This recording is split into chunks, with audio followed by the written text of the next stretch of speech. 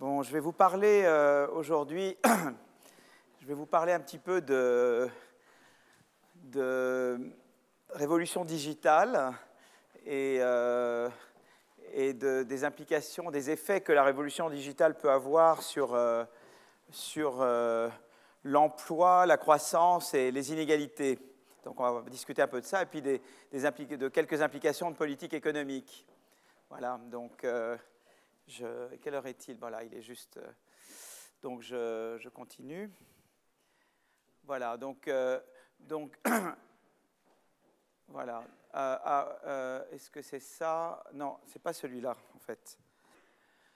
Voilà, donc je vais parler d'intelligence artificielle et on veut essayer de comprendre un petit peu qu'est-ce que c'est que l'intelligence artificielle et quelles conséquences ça a sur l'économie.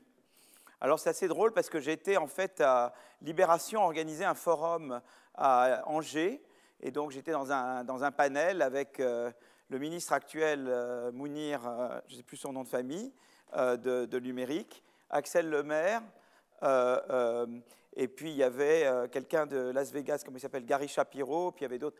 Et puis alors je commence à parler un petit peu des conséquences et alors, il y a Axel Lemaire qui dit « Bon, c'est très bien, on a parlé de travail. Moi, maintenant, je vais vous parler d'économie. » Je dis « Ah bon, mais alors de quoi j'ai parlé, moi, si j'ai pas parlé de... » Voilà, c'est assez comique, Axel Lemaire, qui regardait ses SMS pendant que je parlais, évidemment. Bon, alors donc, voilà. Ben, maintenant, elle a le temps de regarder ça. Voilà. Voilà. Ah ben voilà, d'accord, très bien. Je ne sais pas ce qu'il faut penser. Voilà, je crois qu'il faut que je poursuive Et donc, je voulais parler des conséquences d'intelligence artificielle pour la croissance économique. L'intelligence artificielle, donc on peut la définir comme la capacité d'une machine à imiter un comportement intelligent, humain intelligent, la capacité d'un agent à atteindre des objectifs dans un large éventail d'environnements. Il y a une série de définitions de l'intelligence artificielle. La question, c'est de savoir en quoi c'est très différent d'autres efforts d'automation. Donc, ces définitions évoquent immédiatement des problèmes économiques fondamentaux. Que se passe-t-il si l'intelligence artificielle permet d'automatiser un nombre toujours croissant de tâches accomplies auparavant au travers du travail humain? L'intelligence artificielle peut être utilisée dans la production ordinaire de biens et services, avec des effets potentiels sur les taux de croissance et le partage des revenus, et je vais en parler. Donc, une des choses, c'est qu'on peut l'utiliser, on peut robotiser la production en particulier. Donc, quelles conséquences ça a sur la croissance, le partage des revenus, sur l'emploi? Donc, je vais essayer d'en parler là aujourd'hui. L'intelligence artificielle peut également changer la production de nouvelles idées. C'est une nouvelle technologie pour produire des idées. Et donc, en aidant à résoudre des problèmes complexes et en démultipliant la créativité. Donc, donc la question est de savoir qu'est-ce que ça va donner, quoi. Est-ce que vraiment les machines vont complètement nous remplacer dans la création de nouvelles idées, ou est-ce qu'il y a encore un rôle pour l'input humain, quoi. Et comment? Est-ce qu'il y a substituabilité, complémentarité? Est-ce que ça va donner lieu à une croissance explosive, ou est-ce qu'il y a des forces qui vont aller dans le sens inverse et qui font qu'on n'aura pas de croissance explosive? Donc il y a toute une série de questions. Évidemment, là, c'est beaucoup de la politique fiction, c'est beaucoup de la... On imagine, voilà, donc il y a eu certaines études, enfin, essayant de prévoir, mais l'intelligence artificielle pourrait également affecter les actions et les incitations au niveau de l'entreprise. Donc, par exemple, comment ça affecte l'organisation interne des entreprises? Comment ça affecte la politique des salaires au sein de l'entreprise? L'intelligence artificielle permet d'accélérer l'apprentissage et l'imitation et accélérer le processus de destruction créatrice. Donc, peut-être que c'est plus facile d'être imité, peut-être que c'est plus dur d'être imité. Donc là, il y a toute une question. Et dans la mesure où ça accélère la destruction créatrice, quelles conséquences ça a pour la croissance? Donc, je vais en reparler de tout ça. En poussant le raisonnement à l'extrême, certains observateurs ont fait valoir que l'intelligence artificielle pourrait rapidement devenir auto-améliorante, c'est-à-dire que les machines se corrigent elles-mêmes, en disant, voilà, en fait, les machines peuvent faire mieux que les êtres humains parce que les machines pourraient s'auto-corriger, alors que nous, on ne s'auto-corrige pas toujours, et en produisant ce qu'ils appellent des singularités, c'est-à-dire une intelligence artificielle qui croîtrait d'elle-même, c'est-à-dire que pour le moment, c'est nous qui mettons en place des systèmes d'intelligence artificielle, mais il y avait l'idée de dire, mais non, vous pouvez en mettre en place, et puis elles vont s'améliorer elles-mêmes, et il y aura un effet boule de neige quelque part, part. Et donc, on peut imaginer une croissance illimitée, on peut imaginer une abondance extrême en temps fini. Est-ce qu'il y a des forces qui vont contre ça? Est-ce qu'on croit vraiment à une possibilité comme celle-là? Mais voilà, maintenant, les imaginations se sont un peu libérées, et il y a des gens tout à fait raisonnables qui commencent à parler de ce phénomène de singularité où l'intelligence artificielle s'auto-améliore et donc produit un effet de boule de neige. Donc, en fait, si vous voulez, l'intelligence artificielle, dans ses effets économiques, c'est à la fois nouveau et pas nouveau. C'est nouveau parce que je crois que les premières automations n'affectaient pas la production des idées. Mais déjà, l'idée qu'on remplaçait des hommes par des machines dans la production de biens et services, ça, c'est pas nouveau.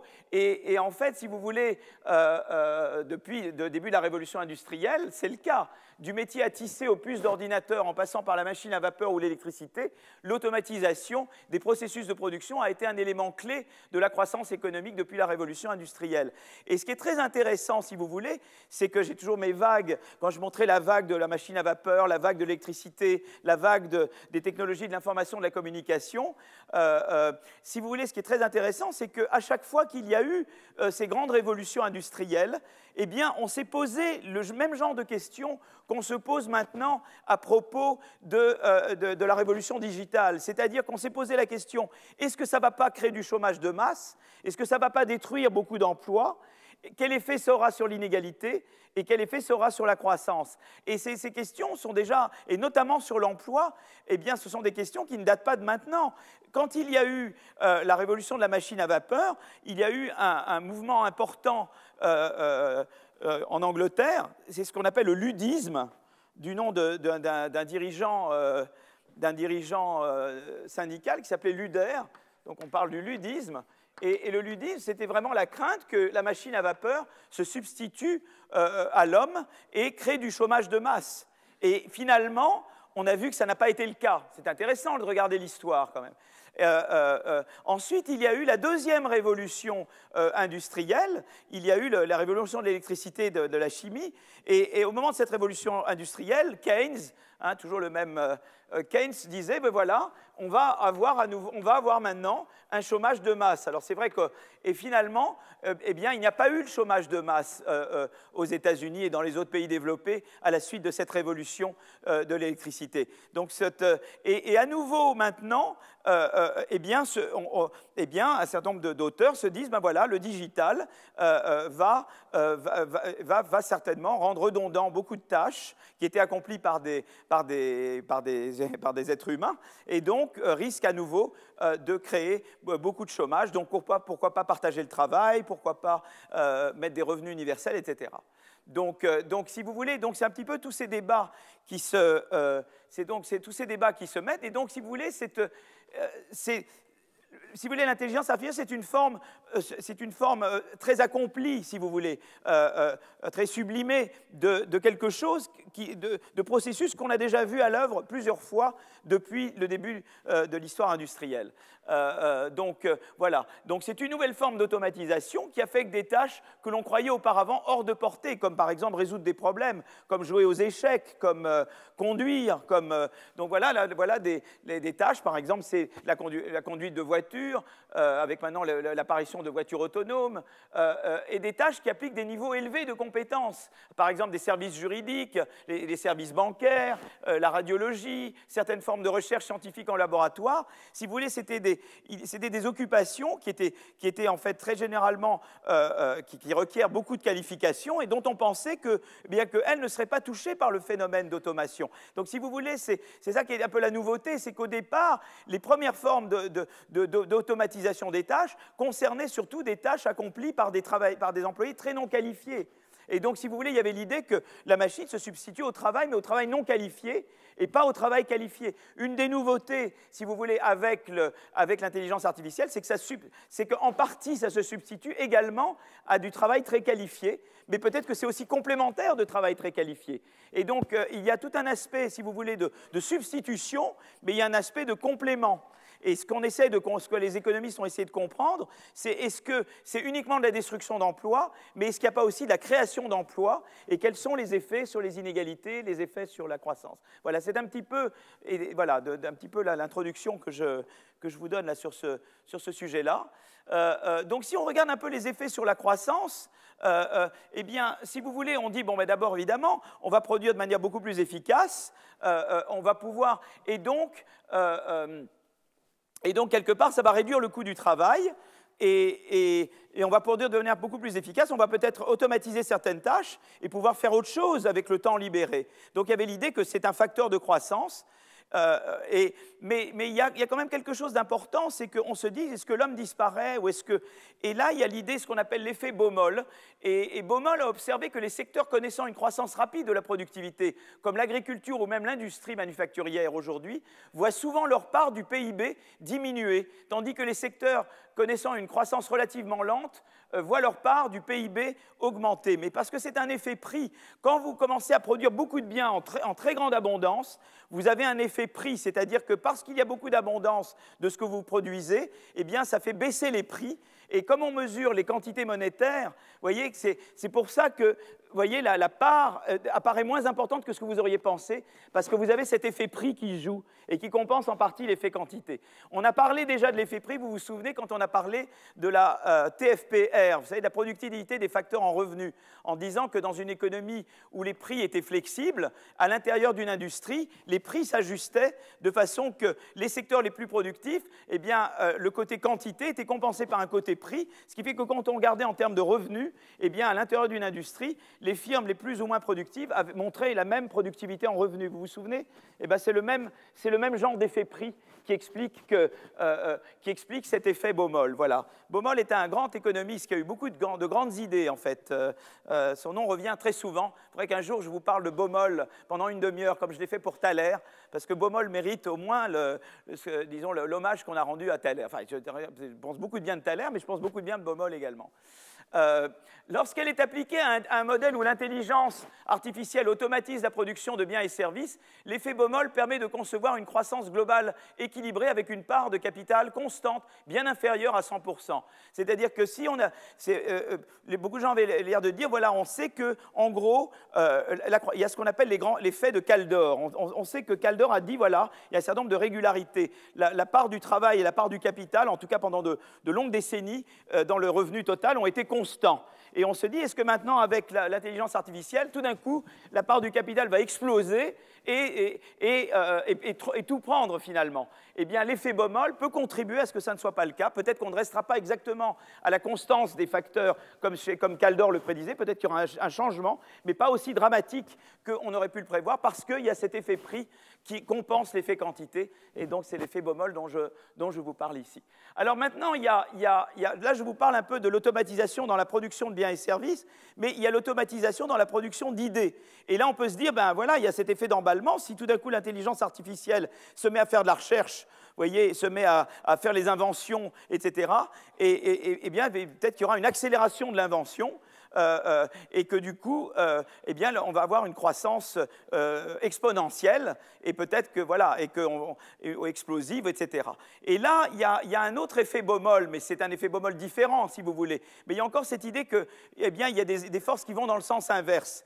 Et une des forces qui va dans le sens inverse, c'est la destruction créatrice. C'est-à-dire que de dire, voilà, mettons que vous soyez dans une situation où vous avez, pour faire de l'innovation, vous avez deux stades de recherche. Il y a un stade qui requiert un input humain, et là les machines peuvent remplacer, quoi. Voilà. Et ben, l'idée, si vous voulez, mais que quand même l'input humain est important au départ. C'est-à-dire que, par exemple, moi je pense beaucoup qu'il y aura toujours une créativité, une intuition.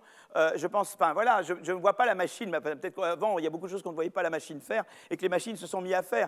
Mais disons que je pense qu'il y a un élément d'intuition, de folie, de créativité chez nous qui est très difficilement reproductible par des machines. En tout cas, c'est quelque chose que moi, je n'imagine pas maintenant, mais tout est possible. Mais supposez qu'il faille quand même, dans le procédure d'innovation, un premier stade où l'input humain est indispensable, la nouvelle idée, l'invention kuhnienne, si vous voulez. Et puis après, il y a des problèmes à résoudre, etc., que les machines peuvent faire. Eh bien, ce qui peut se passer, c'est que peut-être que eh bien, si vous voulez, l'emballement de la croissance fait que peut-être ça sera beaucoup plus facile qu'il y ait de l'imitation, que je sois imité ou qu'il y ait quelqu'un qui fait quelque chose de mieux que moi. Et si j'anticipe ça, je ne vais pas vouloir mettre l'input humain autant, et comme je ne mets pas l'input humain, eh bien la croissance ne se produira pas. Vous voyez ce que je veux dire? Je peux avoir un phénomène qui aille dans le sens inverse. Tout ce qui fait l'emballement peut devenir une force négative dans la mesure où je pense que moi, si j'innove, quelqu'un d'autre va innover très très vite, et du coup, pourquoi je vais innover puisque très vite, je vais être exproprié sur ce que je vais produire. Donc, c'est juste pour vous dire que pour toute force où on pense qu'il va y avoir un effet explosif, vous avez des forces qui jouent contre, que ce soit que l'effet prix quand on parle d'intelligence artificielle dans la production de biens et services, ou que ce soit l'effet destruction créatrice ou imitation quand on regarde l'intelligence artificielle comme producteur d'idées. Vous voyez, c'est un petit peu pour vous mettre un peu les forces. Ben, tout ça, c'est de la spéculation, hein, évidemment. Hein. Donc je vais maintenant. Donc ça, c'est un petit peu les questions qui se posent. Maintenant, tout ça, c'est de la politique fiction, puisque nous ne savons pas, nous n'avons pas encore vu l'intelligence artificielle vraiment à l'œuvre dans l'innovation, dans le processus de fabrication d'idées, donc on ne sait pas exactement ce qui va se passer en matière d'imitation et de destruction créatrice. Alors, les effets sur la croissance, je vais parler tout à l'heure des travaux de ces deux économistes, Acemoglu et Restrepo, et donc notamment où ils ont, en fait, si vous voulez, ils ont dit, leur argument est le suivant, c'est de dire, voilà, finalement, c'est vrai que l'automation détruit des emplois. On automatise certaines tâches, c'est-à-dire, voilà, il y a un certain nombre de tâches, et disons qu'il y a un certain nombre de tâches qu'on automatise. Donc là, il y a de l'automatisation. Mais ce qui se passe, c'est qu'en même temps, l'automatisation baisse peut-être le coût du travail à un moment donné, mais en tout cas, ça libère du travail pour créer des nouvelles lignes. Et là, on a des nouvelles lignes qui apparaissent, des nouvelles lignes de produits. Voilà, vous voyez? Et donc, il y a l'idée de dire, ben voilà, pourquoi finalement, et ça s'applique aussi, ça s'applique à l'intelligence artificielle, mais ça s'applique également à essayer de comprendre pourquoi la révolution de la machine à vapeur n'a pas créé du chômage de masse, pourquoi la révolution de l'électricité n'a pas créé du chômage de masse. C'est parce qu'en fait, si vous voulez, eh bien, il y a eu sans doute un processus de ce genre, c'est-à-dire qu'effectivement, on a automatisé des processus de production existants, mais ça a ouvert des possibilités nouvelles, de créer des choses nouvelles. Et par exemple, si vous voulez, c'est particulièrement vrai pour le digital, parce que pour le digital permet notamment quelque chose d'important, c'est le développement de réputation individuelle. Développement de réputation individuelle.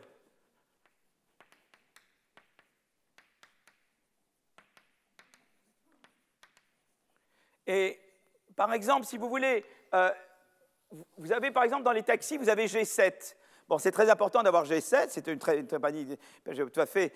Mais ce qui se passe, c'est que G7, c'est un label. Bon, vous avez Uber, vous pourrez dire, on est un autre. Mais ce qui se passe maintenant avec le digital, c'est qu'on peut développer sa réputation individuellement. C'est-à-dire que les gens peuvent savoir tout de suite si vous êtes un bon conducteur, un mauvais conducteur. Par exemple, Blablacar, ça repose énormément sur la réputation du... Ben voilà, on partage la conduite avec d'autres, mais on sait tout sur leur passé comme conducteur, vous voyez, où on sait beaucoup de choses, voilà, où s'ils sont des... Et donc, et pareil pour les hôtels, et pareil le Airbnb, etc. Donc, c'est-à-dire que maintenant, grâce au digital, on peut développer des réputations individuelles. C'est vrai pour le service à la personne, c'est vrai pour toute une série d'activités. Et du coup, ça permet à beaucoup de gens de dire, mais moi, maintenant, je n'ai pas besoin de rentrer dans G7, je peux moi-même créer quelque chose parce que je développe une réputation individuellement. Donc, si vous voulez, c'est intéressant de se dire, voilà, c'est vrai que l'intelligence artificielle détruit des emplois, mais elle crée énormément de possibilités de création d'emplois. Et là, le problème qui se pose, évidemment, c'est comment faire en sorte que, eh bien, on puisse passer des emplois détruits aux nouveaux emplois. Et quel est le système social qu'on met en place pour rendre ça voilà, pour le faciliter et le rendre le moins douloureux possible. Donc, si vous voulez, donc il y a toute une série de questions qui sont posées par ça, mais si vous voulez, il y a vraiment cette vision. Vous automatisez des lignes existantes, mais du coup, vous encouragez la création de nouvelles lignes, de nouvelles lignes de produits, ou de faire de la recherche dans de nouveaux domaines. Et donc, pareil pour la recherche, c'est-à-dire dans la mesure où peut-être il y a une partie de la recherche, tout ce qui est computation, calcul, etc., qui est facilité, ça permet de travailler sur beaucoup plus de problèmes et donc d'élargir le champ de l'innovation. Donc, si vous voulez, ce qu'on veut comprendre, c'est la résultante de ces forces contradictoires et comment c'est vécu, quoi, et comment les sociétés sont plus ou moins bonnes à gérer, si vous voulez, les deux forces contradictoires. Voilà, c'est un peu ça la question qui est, voilà, les questions que posent les inégalités. Alors évidemment, alors là c'est intéressant parce qu'évidemment a priori on va se dire, ben, c'est le travail qualifié qui profite davantage que le travail non qualifié, qui lui est beaucoup plus vulnérable au développement des robots et de l'intelligence artificielle. Mais en fait, on va voir qu'il y a des forces intéressantes en matière d'inégalité. C'est-à-dire que ça va plus loin que ça. Et je vais vous parler plus en détail de comment la mécanisation, l'innovation et l'intelligence artificielle peuvent affecter l'inégalité. Donc ça, c'est intéressant. Et on va voir en fait qu'il y a un résultat très surprenant. La prime salariale liée au travail dans les entreprises intensives en intelligence artificielle peut être plus élevée pour les professions moins qualifiées, ce qui peut aller contre votre intuition. Et je vais vous expliquer tout à l'heure d'où vient cette idée-là. Alors, les questions, si vous voulez, qui ont motivé, un certain nombre de questions. Qu'est-ce qui a motivé l'introduction des robots? Donc ça, c'est une grande question. Il y a des travaux qui montrent, il y a différentes explications, mais qu'est-ce qui a pu motiver l'introduction des robots? Deuxièmement, évidemment, comme je disais tout à l'heure, on veut comprendre les conséquences de l'intelligence artificielle sur comment organiser les marchés du travail, comment organiser le système éducatif, comment adapter la politique de la concurrence et la protection des droits de propriété intellectuelle, comment réorganiser l'État. Donc il y a toute une série de questions qui se posent évidemment quand on est une économie qui introduit et qui développe l'intelligence artificielle, et donc on pourra en parler à la fin de cette... Donc ça, c'est un peu mon introduction générale, et je vais maintenant passer tout de suite au cœur de l'analyse. Alors je vais commencer par ce premier papier. Très bien, donc je commence, donc voilà. Donc je vais maintenant parler un petit peu de robotisation et marché du travail. Donc quand je vous ai dit tout à l'heure, théoriquement, il y a l'aspect destruction d'emplois et l'aspect création d'emplois. Mais ce qui se passe, c'est que les premières analyses empiriques qui ont été faites ont surtout montré le premier aspect. Donc, et pas encore le deuxième, mais bon, parce que c'est un début. Donc je vous montre les travaux qui existent, je ne montre pas ceux qui n'ont pas encore été faits, d'accord? Mais voilà, donc je parle de Keynes tout à l'heure, j'avais parlé de Keynes. Nous sommes atteints d'une nouvelle maladie dont certains lecteurs n'ont peut-être pas entendu le nom, mais dont ils se entendront beaucoup parler dans les années à venir, à savoir le chômage technologique. Donc ça, c'était la grande inquiétude de Keynes.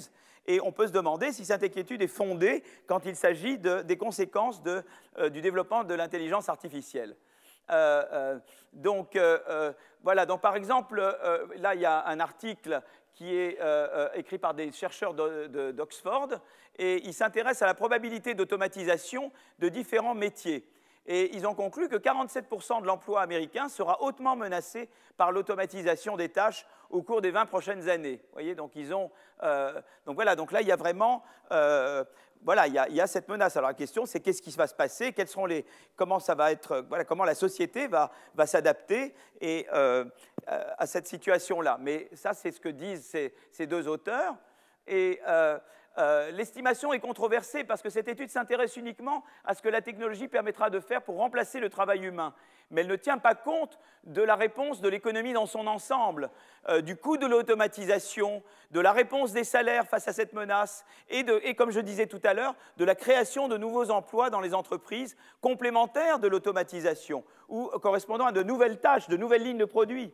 Donc tout ça n'est pas pris en compte, évidemment. Mais effectivement, c'est des effets de plus long terme. Et ce que je vais vous montrer maintenant, c'est à nouveau des effets d'assez court terme quand même. Donc vous allez voir qu'effectivement, à court terme, l'effet est plutôt négatif sur l'emploi. Et c'est à plus long terme que l'effet devient positif. Donc là, c'est un papier sur les États-Unis de Acemoglu Restrepo, c'est un premier papier. Et la question qu'il se pose, c'est quel a été l'impact de la robotisation sur le marché du travail jusqu'alors. Et afin de bien définir le cadre de l'étude, eh bien, les auteurs se concentrent sur l'impact des robots industriels. Et voilà, donc ils regardent des tâches comme la peinture, l'assemblage. Donc c'est vraiment du travail moins qualifié dont il est question là, évidemment. Et ils regardent l'effet quand même à relativement court terme. Donc, si vous voulez, d'abord, il montre ce qui est des choses assez intéressantes, c'est que si vous regardez l'évolution au cours du temps de la robotisation, c'est-à-dire de la fraction du ratio du nombre de robots sur le nombre d'employés, ce qui est très intéressant, c'est que, et bon, tout ce que je dis là n'est absolument pas une apologie du modèle américain, donc on ne va pas se dire, si on va ressortir, c'est parce que je crois que la prochaine fois je vais être assassiné.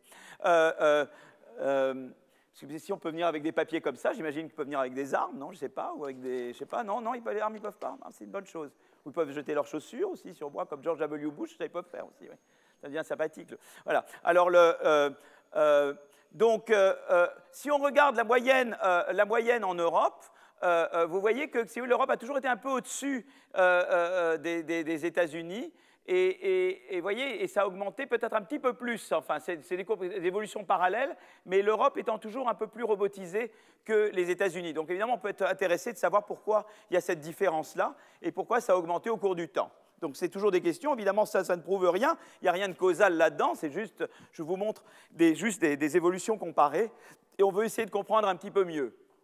Donc, toujours restant avec ces données de l'International Federation of Robotics, l'Europe reste en permanence au-dessus des États-Unis. L'écart s'est creusé dans les années 2000 et se réduit un petit peu depuis 2010. Donc, c'est intéressant de comprendre pourquoi il y a ces évolutions, cette évolution comparée des États-Unis vis-à-vis de l'Europe. Ce qui est intéressant, c'est qu'on peut regarder également la pénétration. Si vous voulez, en quoi est-ce qu'on robotise plus certains secteurs que d'autres? Et en fait, on voit, vous voyez, il y a des différents secteurs. Là, c'est ce qu'on appelle des one digit, quoi. C'est une distinction assez grossière des secteurs, puisqu'on peut rentrer plus en détail dans les sous-secteurs. Déjà, on a déjà vu ça dans les cours précédents. C'est intéressant qu'on voit que quand même, vous voyez, si vous voulez, eh bien, il y a une énorme hétérogénéité dans l'accroissement du nombre de robots selon les secteurs. Vous voyez, en Europe. Vous voyez, ça varie beaucoup.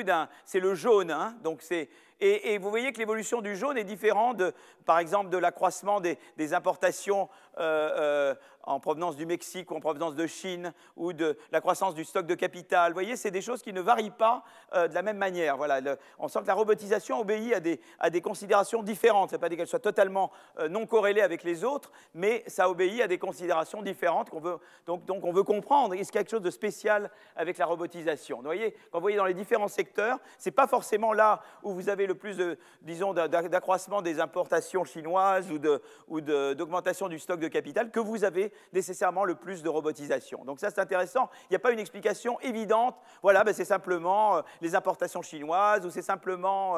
voilà, donc là, il n'y a pas de... Donc c'est intéressant, on veut comprendre plus en détail de quoi il s'agit. Donc les auteurs présentent d'autres tendances au sein des secteurs. Voilà, donc on observe que la hausse du nombre de robots ne semble pas corrélée avec les autres variables que j'ai regardées, évolution des imports chinois, croissance de la part du capital, etc. Donc qu'est-ce que font, maintenant je ne vais pas vous montrer d'équation ici, mais qu'est-ce que font Acemoglu et Restrepo? Ils développent un modèle dans lequel les individus et les robots sont en concurrence pour la réalisation de différentes tâches.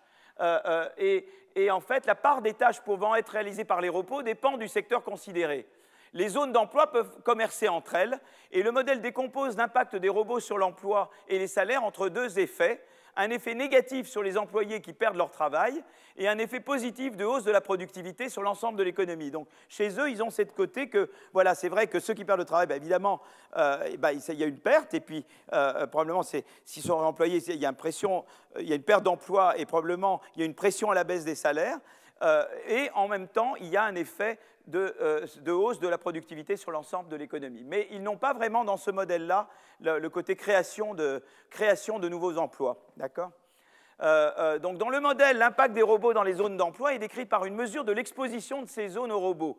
Et donc quand on regarde une zone C, eh bien, on dit l'exposition aux robots, eh bien, on sait qu'il y a, on dit, voilà, c'est l'exposition nationalement, c'est ce qu'on appelle un indice de Bartik, en fait, c'est-à-dire qu'on dit, voilà, on regarde au niveau national les différentes industries, quelle est leur exposition aux robots, et dans la région que vous considérez, vous regardez la place de chaque industrie dans cette région. Donc vous ne savez pas au niveau de la région quelle est la place de l'industrie, mais ce que vous dites est que vous dites, voilà, en gros, je prends comme donnée la composition disons, la pénétration des robots dans l'industrie au niveau national, et pour chaque région, je regarde quelle est l'importance relative des différentes industries. Et c'est comme ça que je construis un indice relativement exogène de mesure à quel point la région est exposée aux robots, voilà, qui est une mesure assez exogène parce qu'il pourrait se passer plein de choses dans la région, mais ça n'affecterait pas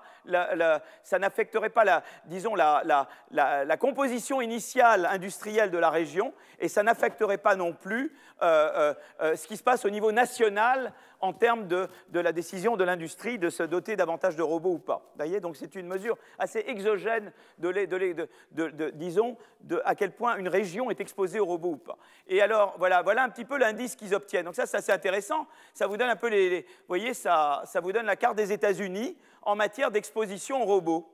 Donc plus c'est foncé, plus l'exposition est forte. Voilà. Donc vous voyez que dans la côte est, cette région, la région de Chicago, très exposée. Évidemment, là, le Montana, moins, évidemment.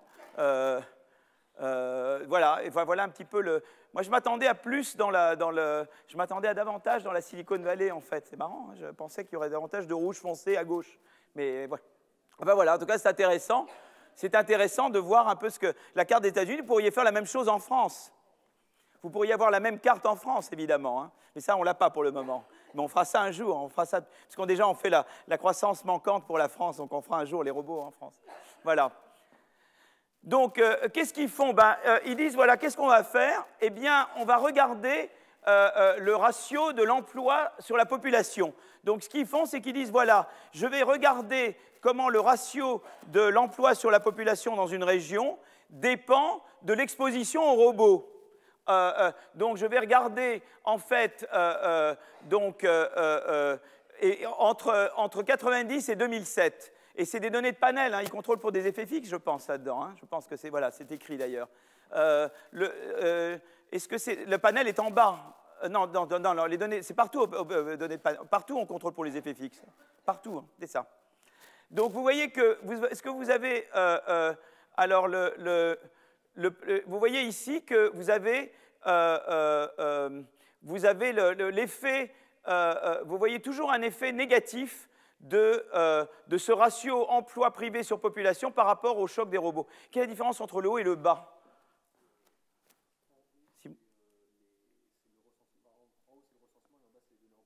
Ah oui, d'accord. Données employeurs en bas et recensement en haut. D'accord. Merci, Simon. Merci beaucoup. Donc voilà. Donc voilà, en tout cas, quelle que soit la manière dont je mesure l'emploi, si c'est le recensement privé ou si c'est les mesures, on retrouve à chaque fois cet effet très négatif. Donc on voit vraiment que les endroits où il y a plus de robots, l'emploi baisse. Voilà. Mais c'est évidemment encore à nouveau un effet de court terme, puisqu'il peut y avoir des effets de long terme qui ne sont pas pris en compte ici. D'accord ?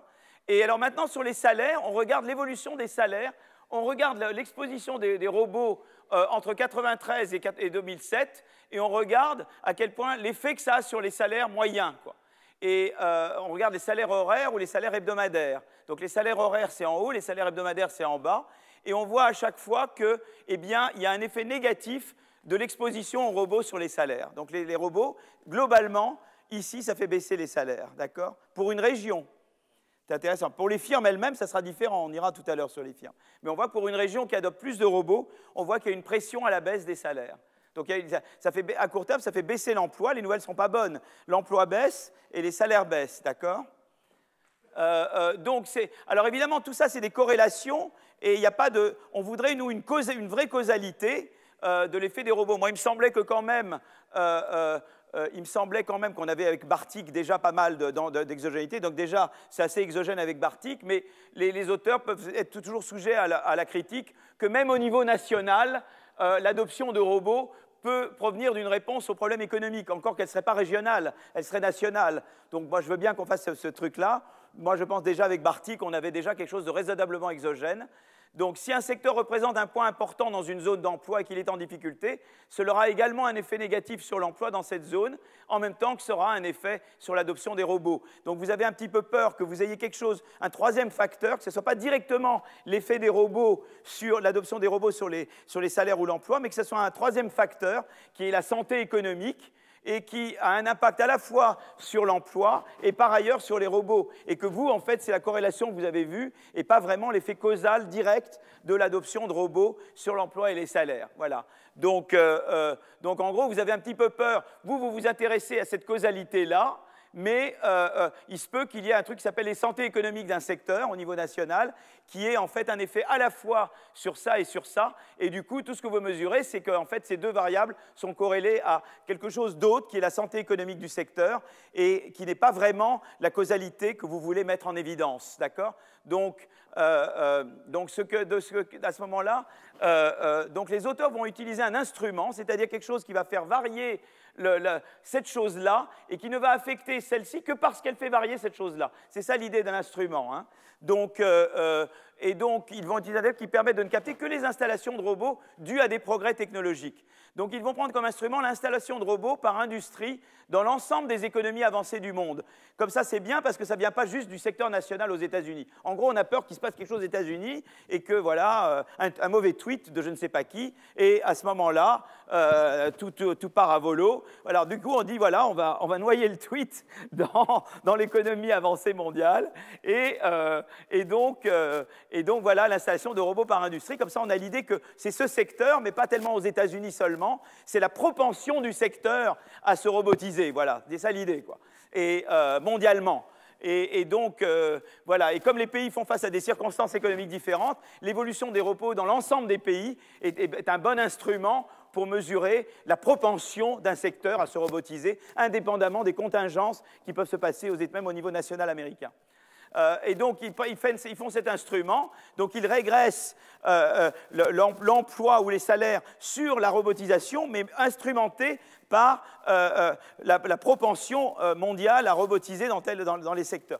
Et donc, ce qu'ils voient, c'est que, eh bien, on a toujours l'effet, en fait, on voit toujours cet effet négatif on voit toujours cet effet négatif ces variables, on voit toujours cet effet, en fait, qui est renforcé. On voit un effet renforcé quand on a instrumenté. Voilà. Ce qui veut dire que les éléments tiers, c'était plutôt aller dans le mauvais sens, en fait. Voilà. Donc ça, c'est intéressant. Et donc ça, c'est leur... Alors, ils le font au niveau de secteur, évidemment, tout ça pourrait être fait au niveau des firmes. Et maintenant, un des grands pas à faire, c'est de regarder la robotisation vraiment sur des données de firmes. Or, aux États-Unis, ils n'ont pas de bonnes données de firmes, mais en France, on a des bonnes données de firmes. Et donc, en France, on pourra faire mieux. On pourra regarder des études basées sur des données de firmes, ce que le large, je crois, et Acemoglu essaie de faire maintenant.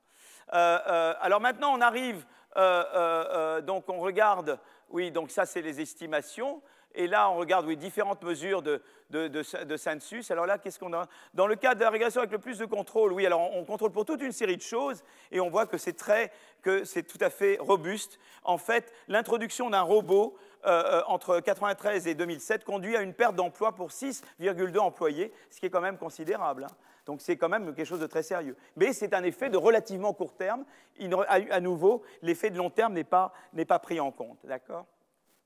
Donc voilà, donc là ici, j'ai le changement d'emploi et l'exposition aux robots. Plus on est exposé à des robots, plus le changement d'emploi est négatif, vous voyez. Donc ça, c'est ce qu'on regarde ici. Et alors après, on fait la même chose sur les salaires.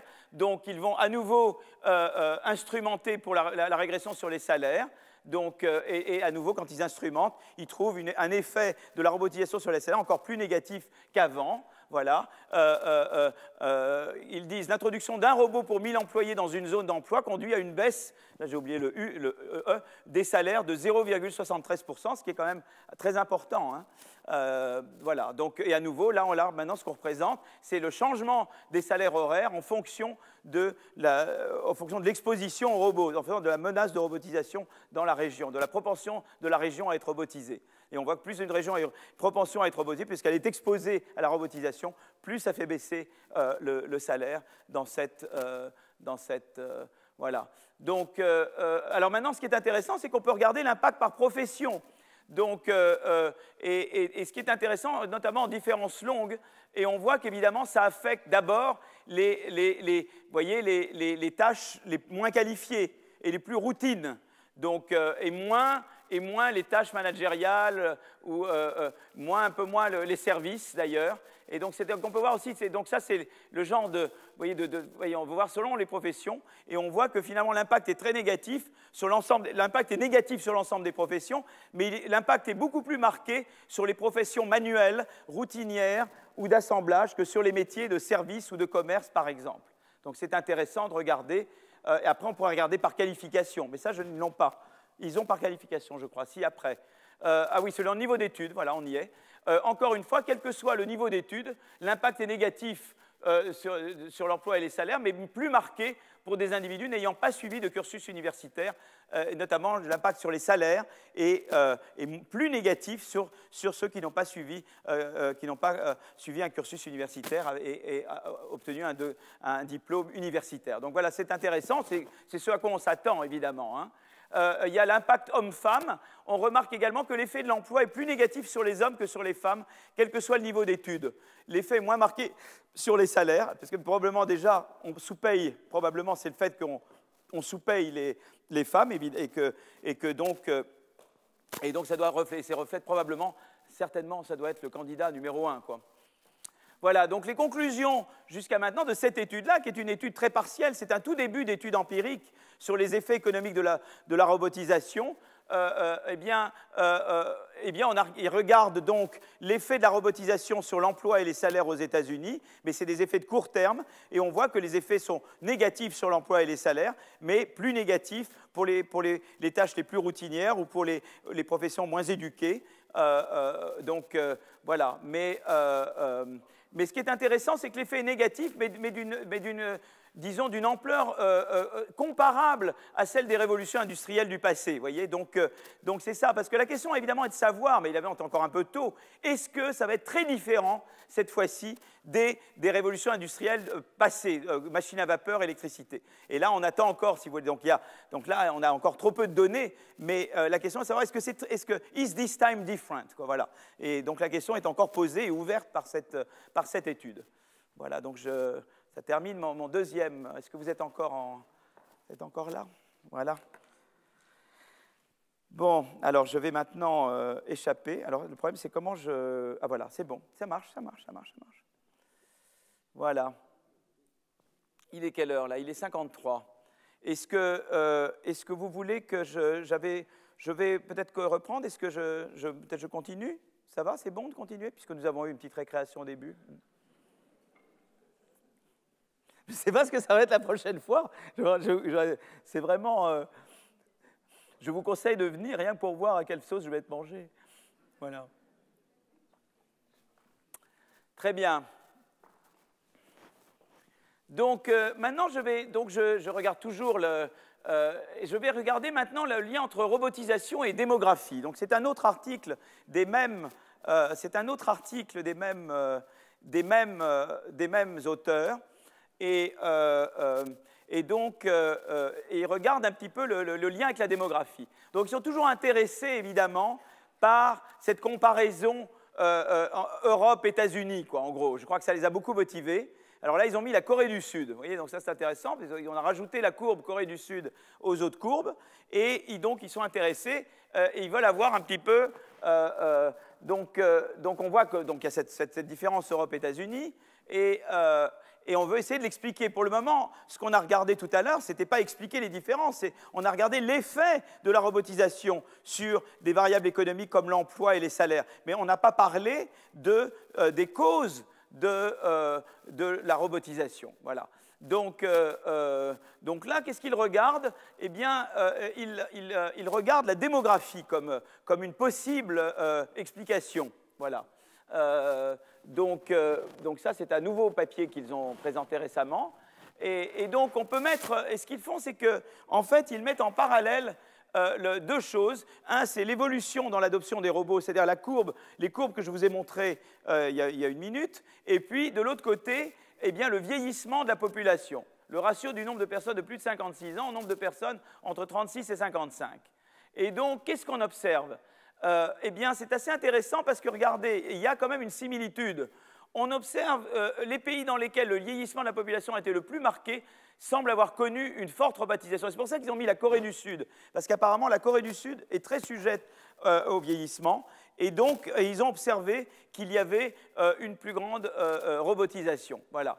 Le phénomène de vieillissement est moins marqué aux États-Unis, et s'accompagne d'une robotisation de l'économie moins grande. Donc ils ont essayé de dire, ben voilà, peut-être un des facteurs qui sous-tend la différence États-Unis-Europe peut être dû peut-être la démographie. Donc ils vont explorer ce canal. Il y a d'autres canaux certainement, mais eux se concentrent sur celui-là. Vous savez, en économie, après, on essaie de faire une chose, on essaie de la pousser le plus possible et de voir tout ce qu'on peut en tirer, en ayant tout de même l'esprit ouvert et se disant mon explication n'est certainement pas la seule, mais on veut voir s'il y a quelque chose derrière. Voilà. Et vous voyez que dans les deux cas, la courbe pour le... Alors ici, c'est l'Allemagne. Vous voyez, dans les deux cas, l'Allemagne est au-dessus des autres. Voyez, et donc la question, c'est de savoir est-ce qu'il y a vraiment une causalité, est-ce que c'est une coïncidence, ou est-ce qu'il y a une causalité de l'un à l'autre, d'accord? Donc, demandons-nous dans quelle mesure une population vieillissante pourrait avoir un impact économique.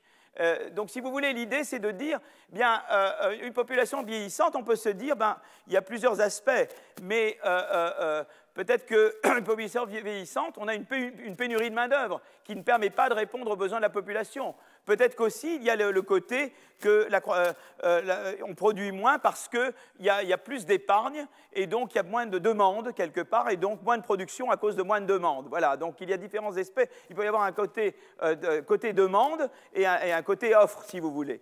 Mais disons que l'explication la plus immédiate, c'est de se dire, bien, voilà, on a des pénuries, surtout dans certaines catégories, à certaines tranches d'âge, et cette catégorie peut-être augmente beaucoup les coûts de production, et on se dit, c'est peut-être là qu'on veut mettre des robots pour pallier, pour justement pallier à cette insuffisance de l'offre de travail. Voilà.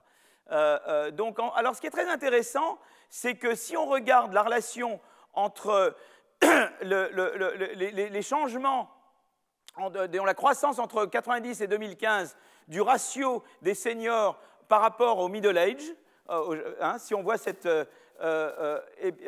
donc, ratio senior to middle age, donc ça veut dire le ratio des seniors sur middle age, c'est ça, de l'un sur l'autre, c'est ça.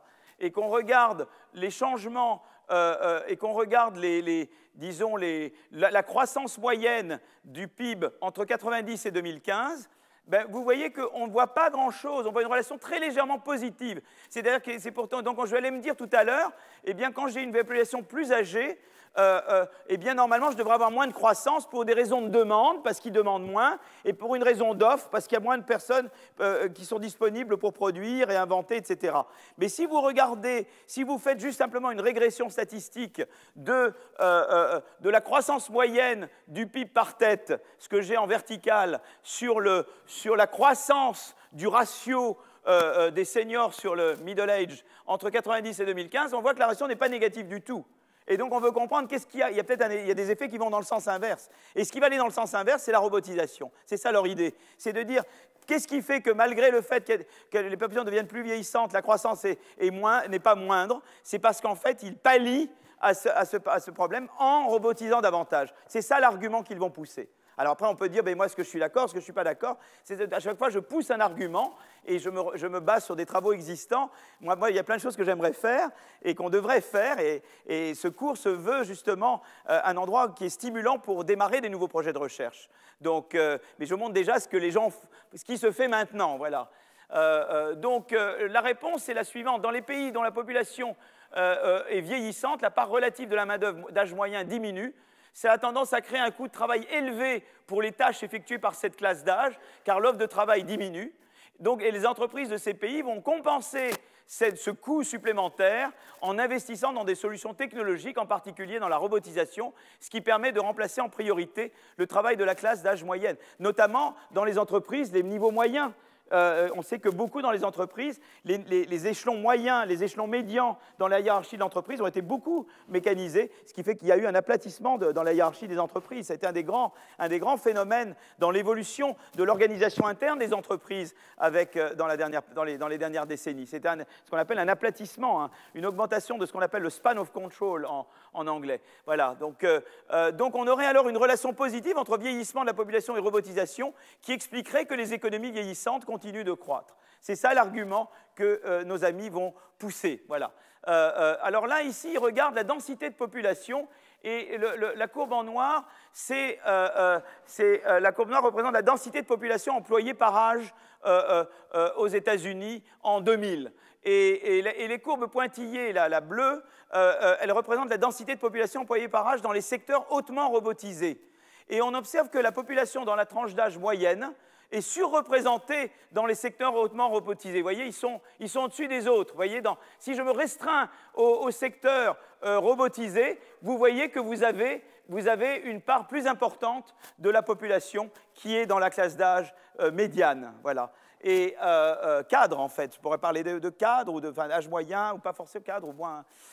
On observe que la population d'âge moyenne est surreprésentée. Cela semble confirmer le fait que le travail effectué par cette tranche d'âge est particulièrement substituable à celui effectué par le robot, qu'en tout cas les robots, en tout cas c'est intéressant qu'il y ait ce lien entre les deux.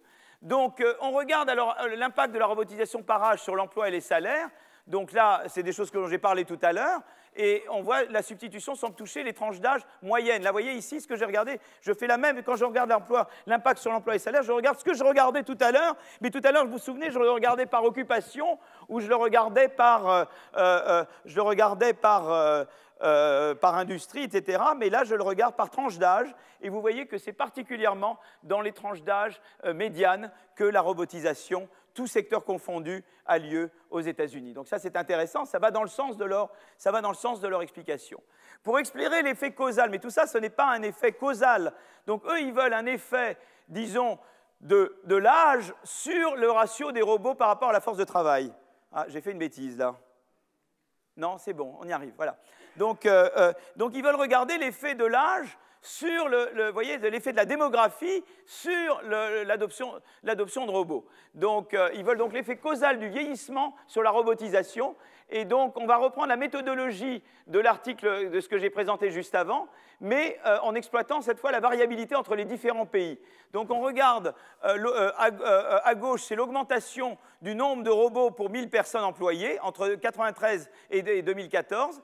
Et à droite, c'est l'évolution entre 1990 et 2025 du ratio entre nombre d'employés seniors et nombre d'employés d'âge moyen. D'accord? Et ce que je veux, c'est d'avoir une causalité de l'évolution du ratio sur l'évolution de la robotisation. D'accord?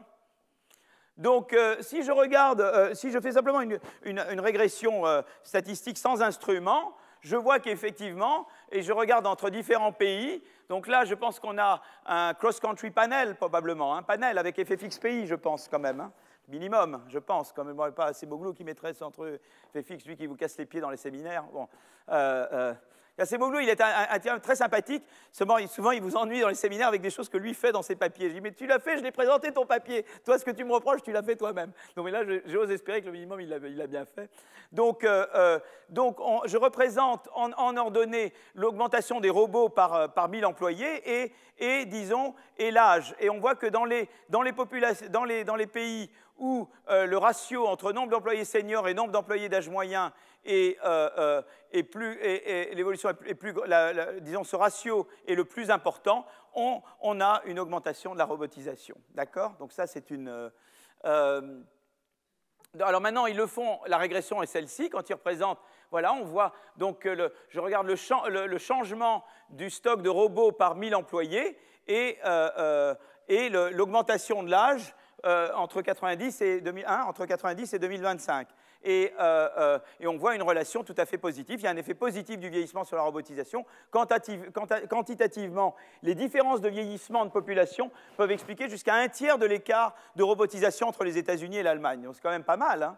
C'est quand même important. Mais tout ça, ce n'est pas instrumenté pour le moment. Hein, c'est une régression sans instrument. Donc j'ai toujours le problème de la causalité. Est-ce que j'ai bien capturé la causalité de cette variable sur cette variable? Il pourrait y avoir une troisième variable qui affecte celle-ci, et donc je ne capture pas vraiment une causalité de celle-ci. Je crois que vous allez devenir vraiment parfaitement... Vous voyez, voilà, on a nos petits copains là. Hein. Il se peut très bien que l'évolution du marché du travail dans un pays affecte à la fois la migration et l'espérance de vie, et il affecte également l'installation de robots, et que donc la relation que vous avez observée entre ça et ça reflète simplement le fait que ces deux variables sont reliées à quelque chose de plus fondamental, qui serait l'évolution du marché du travail. Donc à nouveau, on va refaire, mais ça maintenant vous êtes des experts, je l'ai fait tellement de fois, on va remettre un instrument, hein, donc afin de supprimer cette source d'endogénéité, les auteurs utilisent comme instrument les taux de natalité nationaux moyens par tranche de 5 ans, d'accord ? Ces taux de natalité ne sont pas causés par les circonstances économiques futures sur le marché du travail, puisqu'ils se passent à une période antérieure à la période qui est regardée. Donc la natalité avant, à moins qu'on suppose que la natalité, quand je planifie d'avoir un enfant, je regarde, j'essaie de faire des prédictions, je demande à Simon qu'est-ce que me dit l'INSEE sur ce qui va se passer dans 35 ans. Enfin, peu de gens appellent Simon pour lui demander avant de décider d'avoir un enfant ou pas. Enfin, je ne sais pas, moi je n'ai pas fait. Hein. Donc voilà. Et donc, ces taux de natalité ne sont en principe pas causés par les circonstances économiques futures dans un pays donné, et ils expliquent pour une large part l'évolution démographique. Donc, ils constituent un instrument raisonnablement juste, quoi. Voilà. C'est raisonnable de penser que... Je fais rire mes petits copains. Voilà. Donc, et donc, je regarde donc, le changement du stock de robots par 1000 employés sur l'âge, sur le vieillissement. Et là, c'est instrumenté, et l'effet est encore plus fort qu'avant. Et je vois un effet positif, significatif du vieillissement. Voilà. Donc, et là, je regarde... par contre, si je regarde sur le vieillissement avant, je ne vois aucun effet. Vous voyez, c'est intéressant. Donc, c'est vraiment, c'est pas un effet direct. Si vous voulez, c'est vraiment le vieillissement qui a eu un effet dans cette période-là, quoi. Voilà. Le vieillissement de la population a un effet immédiat sur l'adoption des robots et pas d'effet retardé. C'est ça qui est important. Voilà. Donc, vous voyez, le vieillissement avant n'impacte pas sur la robotisation maintenant. C'est le vieillissement maintenant qui affecte la robotisation maintenant. C'est ça que la comparaison de ces deux régressions montre. Voilà. Donc, d'autres variables qui sont susceptibles de décrire l'adoption de robots, qui vont dans le sens de la même histoire, ils vont regarder l'évolution de la part d'import de différents types d'appareils robotiques. Donc, au lieu de dire « je vais contrôler par le… », ils vont dire « ben voilà, je vais regarder par les imports ». Voilà, donc ils vont au lieu de regarder la robotisation elle-même, ils vont dire ben, « je vais regarder l'importation ». Disons, je vais regarder si, dans un pays donné, je réagis davantage au vieillissement en important davantage, si dans les biens intermédiaires que j'importe, la fraction des robots dans ces biens intermédiaires est plus grande. D'accord ? Et on voit qu'effectivement, il y a une relation positive entre vieillissement et l'intensité d'importation en robots. Voilà. Donc ça c'est tout à fait compatible à ce qu'on avait avant. Voilà. Et à ce moment-là également, on va instrumenter, on va faire le même instrument qu'avant, on va instrumenter par les taux de natalité avant, comme on a fait avant, mais ce qui change, c'est la variable de gauche. Au lieu de dire les robots simplement, là, c'est les importations en robots, et on voit à nouveau qu'on a là, c'est les effets de la régression sans instrumentation, et là, dès qu'on instrumente, voilà, ça, c'est les effets de la régression avec instrumentation. Et on voit dans différents secteurs de l'économie. Donc ça, c'est tous les robots industriels, mais on voit que c'est en particulier important pour les distributeurs automatiques. C'est significatif, sauf pour les distributeurs automatiques. Ah ouais, ça, c'est intéressant. Voilà, ça, c'est intéressant. Donc on peut regarder dans différents types de machines. Ça, c'est intéressant, de les décomposer par secteur. Voilà. Donc, au niveau des pays, on a observé une relation positive entre vieillissement de la population et adoption de robots, avec deux façons de mesurer le degré d'adoption de robots, ou bien l'évolution du nombre de robots pour 1000 personnes employées, ou la part dans les importations de biens intermédiaires des robots importés. Et maintenant, les auteurs vont se concentrer sur le lien entre vieillissement de la population et adoption de robots au sein de zones d'emploi. Là, on l'a fait par pays. On a fait interpays, panel. Mais maintenant, on va regarder au sein d'un pays des zones d'emploi. Voyons, elle est plus micro maintenant. Donc on regarde maintenant, eh bien, on va regarder les robots situer le nombre d'entreprises qui installent et programment des robots par zone d'emploi. C'est les intégrateurs. On va voir comment le nombre d'intégrateurs, disons, évolue avec le vieillissement. Mais là, maintenant, c'est dans une zone. Le Z, c'est une zone d'emploi au sein des États-Unis. Donc, on n'est pas en train de regarder États-Unis versus France versus Allemagne. On regarde maintenant au sein d'une zone d'emploi aux États-Unis. Donc, pareil, les auteurs font d'abord une régression simple, ça on appelle OLS, puis une régression instrumentée, avec le même instrument que celui utilisé précédemment, le taux de natalité moyen par zone d'emploi avant 90. Donc, la régression simple donne un effet négatif, mais pas très significatif. Par contre, quand vous instrumentez, on voit que vous avez une relation positive. Vous voyez vraiment que dès que vous instrumentez, eh bien, les caractéristiques démographiques de la population de zones d'emploi données sont fortement corrélées avec l'évolution économique locale. Toujours le même projet d'endogénéité. Donc, et donc, du coup, c'est pour ça qu'on va faire des régressions. On fait des régressions avec l'instrument, qui, elle, marche, évidemment. Voilà. Donc, on utilise comme instrument, comme avant, voilà, on prend comme instrument le nombre d'enfants de 0 à 5 ans et de 6 à 10 ans par zone d'emploi en 90 ou de 50 à 90. On prend différents instruments, c'est toujours des naissances, en fait, avant la période qui nous intéresse, hein, et on trouve bien un effet positif du vieillissement de la population sur la robotisation, cette fois-ci au niveau local. D'accord? Donc, on l'avait vu au niveau d'un pays par rapport aux autres pays, et là, on le voit au niveau local. On regarde différentes localités, mais quand on instrumente, c'est important, l'endogénéité. Si je n'instrumente pas, là, dans les régressions locales, je perds complètement l'effet, quoi. Parce qu'il y a probablement des effets, des causalités inverses qui vont dans le sens inverse et qui donc annulent le résultat. Voilà, donc la régression avec instrument graphiquement, hein, voilà.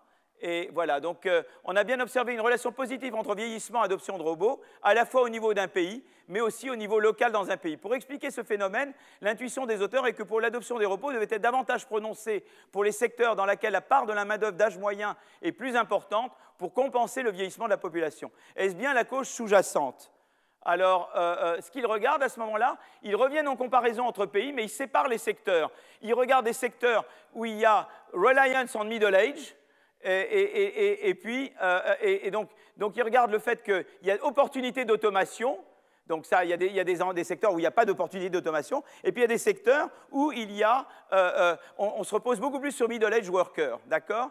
Et donc, le reliance on middle age worker, c'est la part d'employés d'âge moyen dans un secteur en 90. Opportunity for automation, c'est un indice de substituabilité entre humains et robots dans un secteur. Et le IR à gauche, c'est le nombre de robots pour 1000 employés dans une industrie I, dans un pays C, dans une année T. Et ce qu'il voit, c'est la chose. D'abord, le degré de substituabilité homme-machine, donc c'est Opportunity of Automation, et l'importance de la part de la main-d'œuvre d'âge moyen, tous les deux ont un impact, et on les met l'un séparément, là on les met ensemble, ils ont tous les deux un impact positif sur la robotisation, c'est-à-dire dans les secteurs où il y a place pour substituer des robots aux êtres humains, ou les secteurs où il y avait une part importante de personnes d'âge moyen employées, on voit que dans ces cas-là, dans les deux cas, et les deux sont importants. Voilà. Enfin, ils regardent l'impact de l'automatisation sur la productivité sectorielle, donc c'est log of VA, et voilà, donc ils regardent ça. Et ce qu'ils voient, c'est que dans une société vieillissante, les secteurs dans lesquels on peut facilement substituer un robot à un individu connaissent des gains de productivité du travail, ce qui permet de soutenir la croissance. Et donc ça explique, rappelez-vous du début, je m'étais dit qu'il y avait des raisons a priori pour lesquelles le vieillissement ne serait pas bon pour la croissance, parce qu'il y a moins de main-d'œuvre disponible pour faire un certain nombre de tâches qui produisent de la croissance, mais aussi parce que la demande peut-être est moins forte. Eh bien, on voit que, il y a en fait le fait de substituer, évidemment, pousse la productivité, et ça, c'est ça qui explique qu'on n'observe pas une relation négative du vieillissement sur la croissance, parce qu'il y a eu cette correction, notamment par la robotisation. D'accord ? Donc, conclusion, quand on considère l'impact du vieillissement de la population sur l'économie, il est important de tenir compte de la façon dont ce vieillissement affecte la direction du changement technique, en particulier dans la mesure où les sociétés vieillissantes sont davantage incitées à automatiser leurs industries en réponse à la pénurie de main-d'œuvre d'âge moyen. Cela permet de soutenir la croissance, même dans une société vieillissante comme l'Allemagne, Donc voilà, donc c'est un petit peu voilà, les travaux qui ont été faits. Enfin, il y a plein de choses à faire, c'est un début, mais je vous montre ce qui a été fait jusqu'à maintenant comme travaux empiriques en parlant d'intelligence artificielle. Vous entendez beaucoup parler d'histoire. Moi là j'étais au truc de l'IB, c'est toujours sympa, en tant que Gary Shapiro, ils vous montrent des vidéos, c'est super sexy, c'est très intéressant, mais sur l'économie même de la chose, il y a eu finalement très peu de travaux, et notamment des travaux empiriques, il y a très très peu de choses pour le moment, ça c'est encore au niveau sectoriel, tout est encore à faire au niveau des études des données de firme. Donc ça c'est ce que je voulais.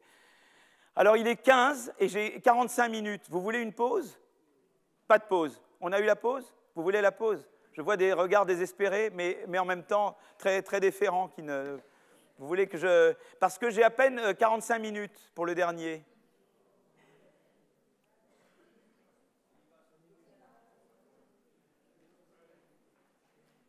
Vous me donnez le... Hein? Bon, allez, vous êtes des anges. Vous êtes des anges. On va faire un truc, voilà. Attendez, ah non, j'ai fait des bêtises là. Voilà, je vais maintenant dans le... Je vais enlever ça. Attendez, c'est celui-là. Voilà, c'est le fameux... C'est celui que j'avais mis tellement de temps à mettre, vous savez, au début, avant ce qui s'est passé. Il y a eu l'avant et l'après, évidemment. Hein. Voilà.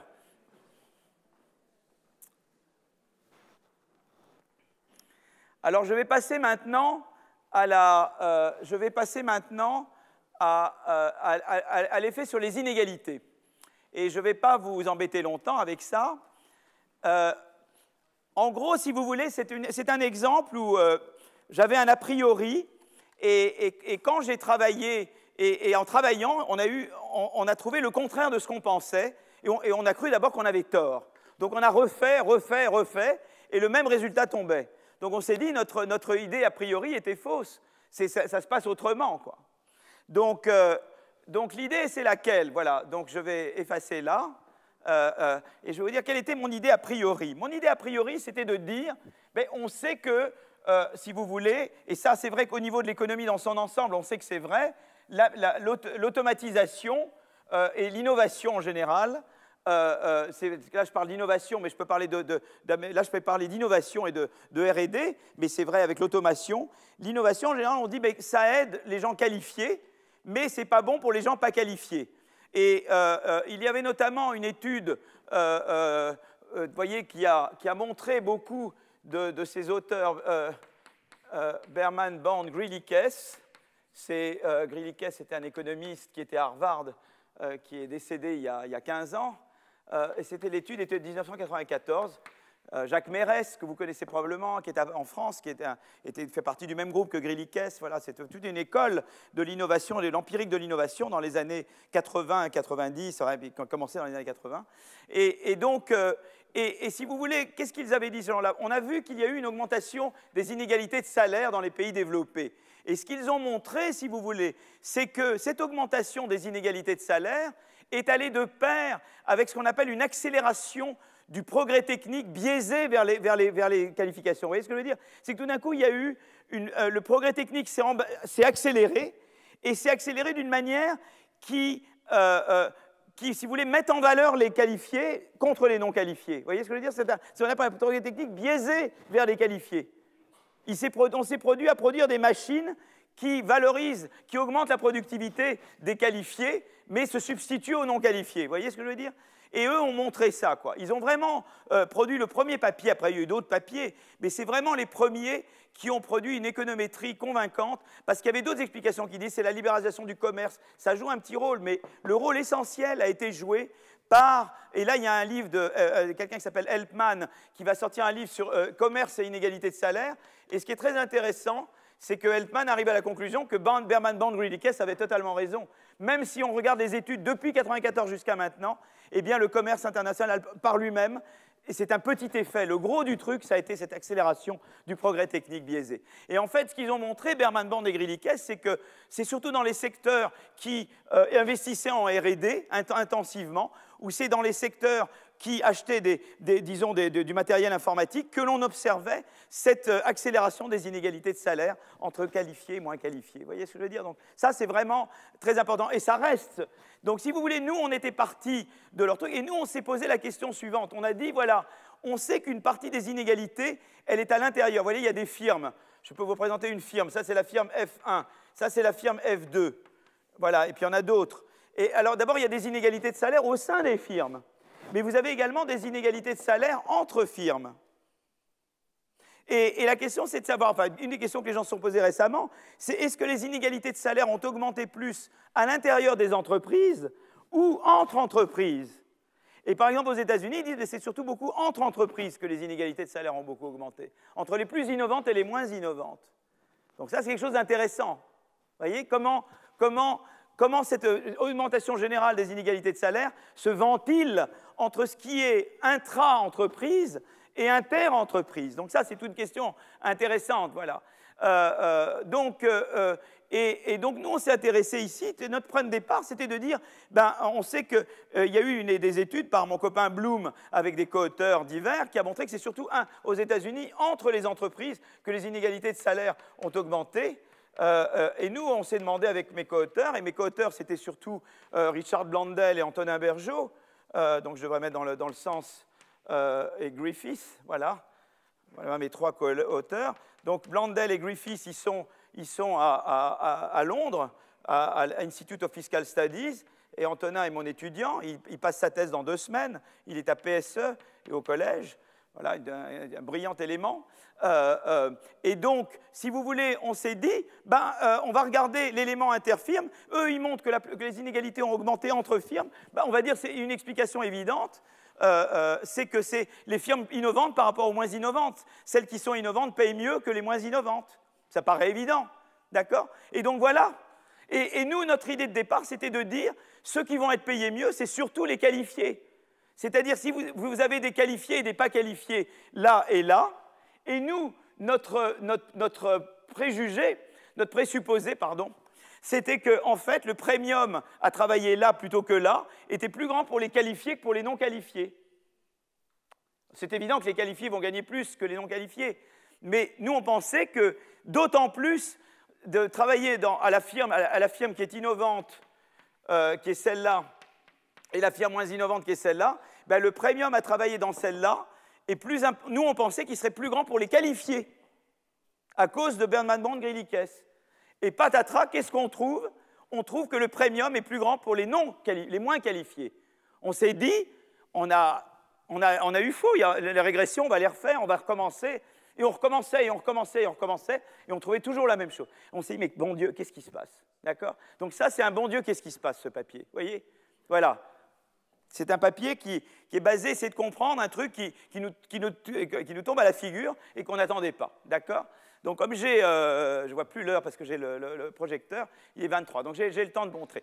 Alors déjà, là, il y a un diagramme qui est intéressant, et après on va pouvoir discuter, parce que je veux que ça soit assez soft, là, cette partie. Hein. Vous avez vraiment été très courageux avec moi, et voilà, et très patient, à tout point de vue, et vous m'avez beaucoup soutenu aujourd'hui. J'ai envie de pleurer, mais je ne pleure pas encore, j'attends après un peu. Voilà, bon, on reviendra là-dessus. Je n'ai pas le temps de pleurer, là, je pleurerai après le cours. Bon, alors, donc, qu'est-ce que représente cette courbe?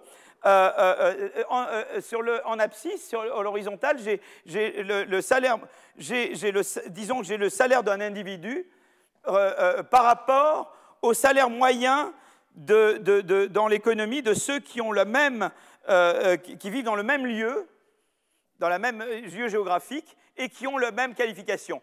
Donc, mettons que Simon et moi, on a la même, il est plus qualifié que moi, mais mettons qu'on soit la même qualifié, qu'on a la même qualification, on vit au même endroit, et moi je regarde mon salaire par rapport à celui de Simon, voilà, et de la moyenne des gens qui ont ma qualification dans le même endroit.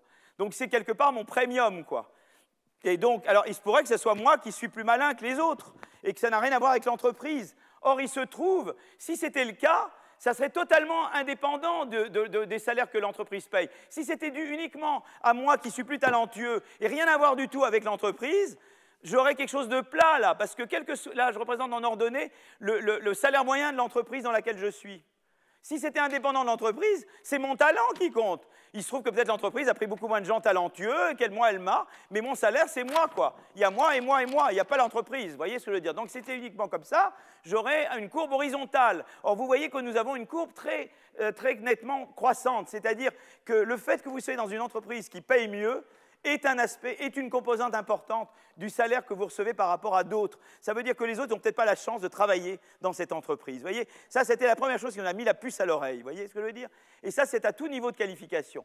J'ai une chance, indépendamment de ma qualification, j'ai une chance de travailler dans une entreprise qui est plus innovante qu'une autre. C'est intéressant. Voilà. Donc, on va continuer notre investigation. Hein.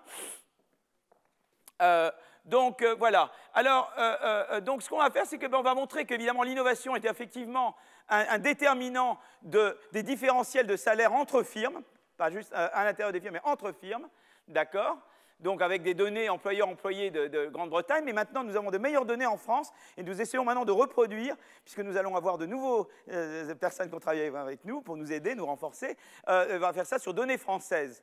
Mais ce qui est très curieux, donc la première chose, c'est qu'on va trouver également, effectivement, que les entreprises plus innovantes payent mieux. Bon, c'est bien, mais ce n'est pas un scoop. Bon, c'est vrai que ça aurait pu être le cas que ce soit plat, mais ça ne l'est pas. Bon. Mais la deuxième chose, et c'est ça le truc surprenant, c'était que le premium donc, de travailler dans une entreprise plus innovante, ça donne plus à tout le monde. Mais ça donne particulièrement plus aux gens de qualification faible. Et ça, c'était la surprise. Nous pensions que c'était les gens à qualification élevée, et je vais essayer de vous expliquer pourquoi. Mais c'est vraiment une surprise. Il a fallu essayer de comprendre qu'est-ce qui se passait, d'accord? Voilà. Donc je vous avance, je ne vais pas vous embêter avec ça. Bon, alors, les données qu'on utilise, c'est des données de survey, des données d'enquête, en fait, sur les salaires et le temps de travail en Angleterre. C'est des enquêtes, donc on ne prend pas tout le monde, parce que les enquêtes, on ne peut pas prendre, mais on prend au hasard, voilà. Et c'est tiré au hasard. Donc, et on observe le même individu au cours du temps, d'accord? Et on a des données de R&D qui concernent toutes les firmes avec plus de 400 employés. D'accord? À nouveau, on les prend au hasard. Et voilà. Alors, donc, au total, on a 150 000 employés et 6 300 firmes, et ça représente à peu près 70% de la R&D en Angleterre. D'accord? Et après, on peut changer, on peut dire, voilà, cet échantillonnage, je peux le changer, c'est très robuste. Donc, en gros, c'est comme ça, quoi. Alors, évidemment, l'avantage de la France, c'est que là, on peut prendre toutes les firmes. En France, on peut prendre tout le monde. Donc, voilà. Donc, voilà, donc le fameux H inclut des informations détaillées sur les revenus du travail, sur les heures travaillées. Donc, on regarde les salaires horaires, on inclut les bonus, etc. On connaît aussi si c'est homme ou femme, l'âge, le temps déjà passé dans l'entreprise, qu'on appelle tenure en anglais, l'occupation, etc. Et voilà, donc on a l'occupation, mais on connaît les classifications d'occupation. On ne connaît pas directement les niveaux d'éducation, mais on sait où les gens travaillent. Donc il y a les emplois de qualification moins grandes, qui sont être sur la chaîne, un emploi de clerc de base, l'emploi de maintenance, de sécurité, etc. Et alors après, il y a les qualifications intermédiaires, donc voilà, donc des IT technician, médical, voilà, mais des occupations managériales intermédiaires, etc. Et puis vous avez les high skills qui sont disons les managers, les top managers, les exécutifs, les ingénieurs, les scientifiques, les directeurs de R&D, les managers de R&D, etc. Donc on classifie les occupations par ordre comme ça. Et donc, on voit déjà, on peut regarder les salaires par catégorie, évidemment, en termes de salaire horaire, vous voyez que ça regroupe à peu près, c'est-à-dire que plus on monte dans les qualifications, plus les salaires moyens par heure sont importants, plus la partie qui repose, disons, qui n'est pas fixe, mais qui repose au mérite, enfin, à la performance, disons, est importante, ça c'est le incentive, etc. Et le total, et ça c'est le total, ça c'est le salaire annuel en livres sterling, voilà, qui augmente avec la qualification. Donc voilà, donc en gros, ce qu'on appelle niveau de qualification, ça reflète quand même assez bien, disons, une série de variables, disons, dont on pense qu'elles reflètent effectivement le niveau de qualification. Alors, alors on peut regarder au niveau de l'OCDE que c'est en fait, on voit que, disons, au top de la... on regarde les 10% les mieux payés, les moins % les mieux payés. Qu'est-ce qu'on regarde? au top, les tops sont payés, le top de ma mesure sont payés 11 fois les moins bien payés en Grande-Bretagne. On peut regarder, c'est comparable en France, aux États-Unis c'est plus, ça représente 19, c'est moins en France et en Allemagne, et encore moins en Scandinavie. Donc les inégalités de salaire entre les niveaux de qualification les plus grands et les moins grands, voilà, c'est à peu près l'ordre de, voilà les ratios dans les différents pays, d'accord? Mais ça va toujours dans la même direction, hein.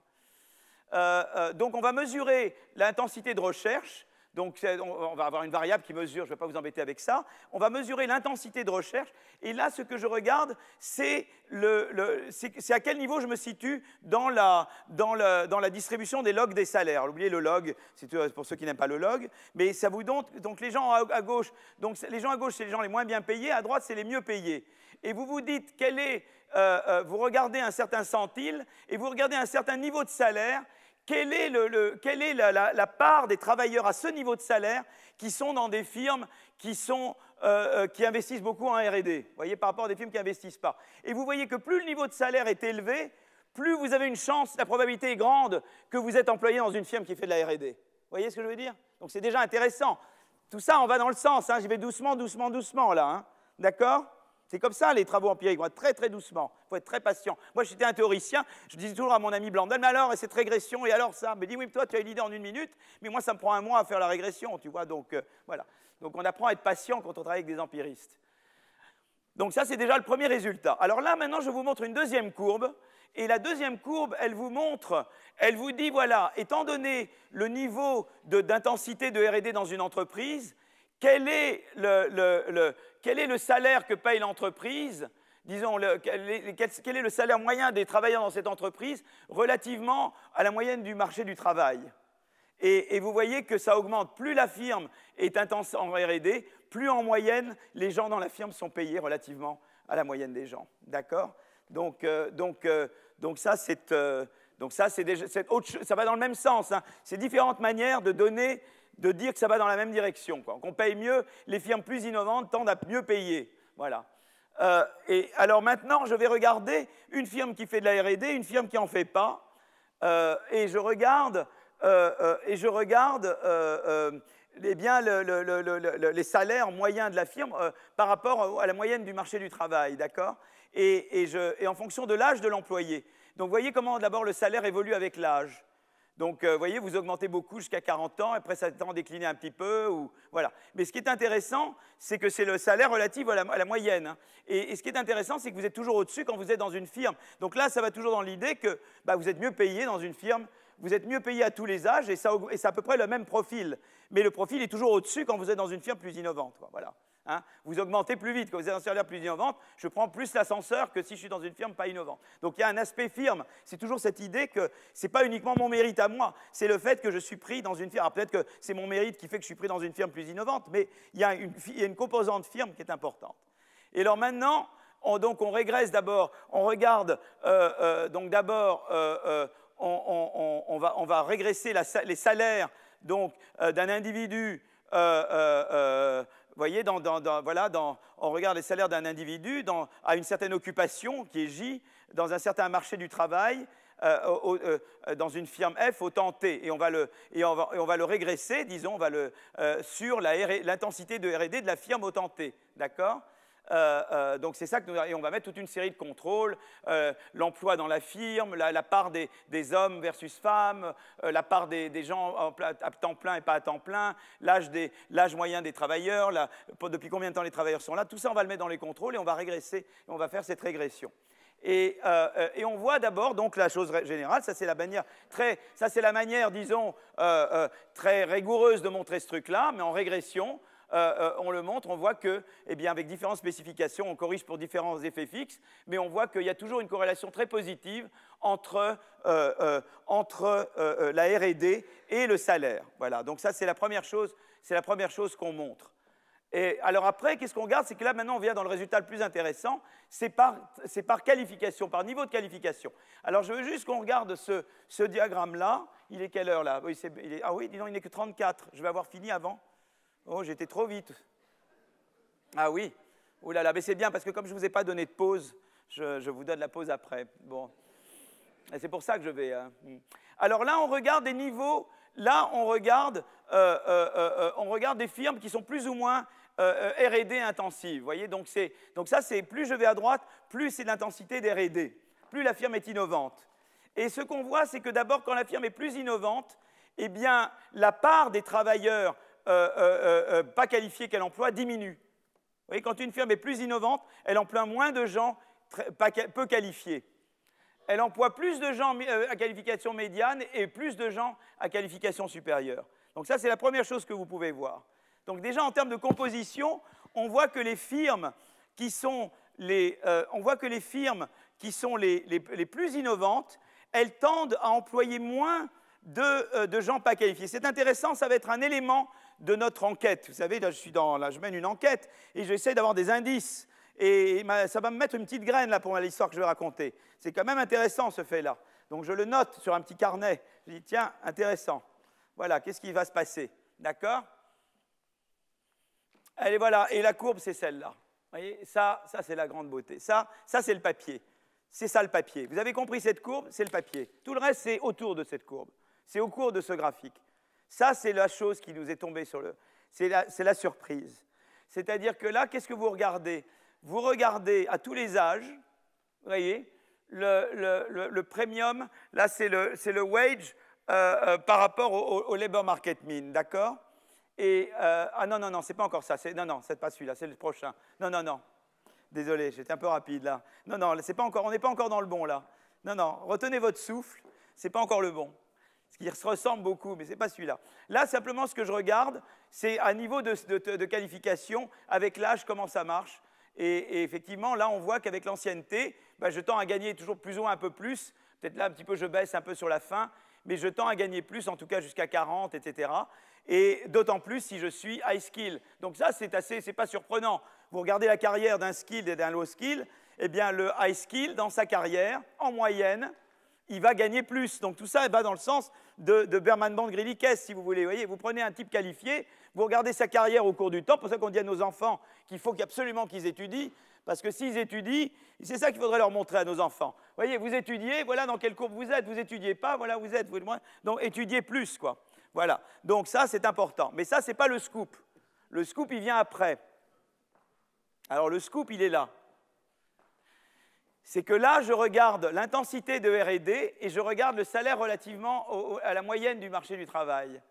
Et ça, c'est le premium, c'est la différence entre ce niveau-là et ce niveau-là.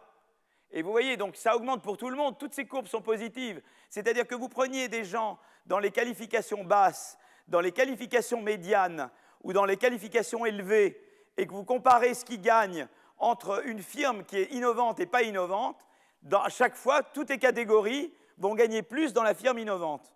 Ça, ce n'est pas un scoop. Mais la surprise, c'est ça, c'est que cette courbe-là, elle est beaucoup plus en pente que celle-là. Moi, je pensais que celle-là allait être beaucoup plus en pente que celle-là. Et ça a été la surprise. Ça, c'est sympa. Vous voyez, là, je me suis dit, tiens, là, il y a un truc marrant.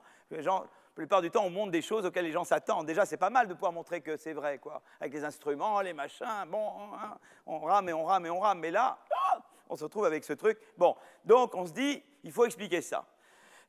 Alors on se dit, c'est pas comment je peux réconcilier ça au fait qu'au total, la révolution technologique a profité plus aux skills qu'aux hand-skills. C'est ça que je veux comprendre. Au niveau de l'économie tout entière,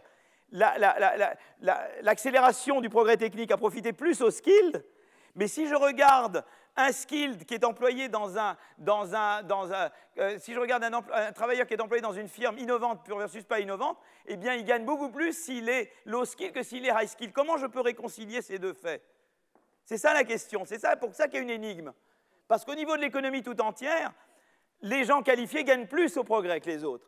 Et pourtant, on a l'impression que là, ils gagnent moins. Alors, qu'est-ce qui se passe? Ah! Alors...